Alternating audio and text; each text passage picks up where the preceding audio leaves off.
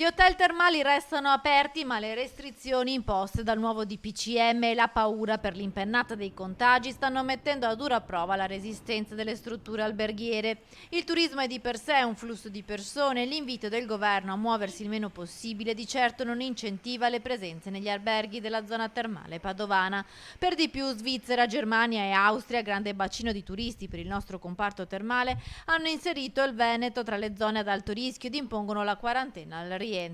Questo già da qualche settimana ha rimesso in crisi la tenuta delle strutture. Federalberghi stima perdite colossali. Normalmente la perdita era di almeno il 50% di tutte le strutture rispetto ai dati dell'anno scorso, che non erano dati particolarmente, esaltanti.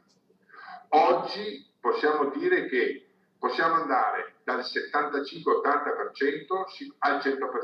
Probabilmente dalla settimana prossima molte strutture decideranno di chiudere. I pochi che resteranno aperti saranno comunque costretti a ridurre il personale. Insomma, alla fine di quest'anno orribile le perdite potrebbero arrivare al 90%.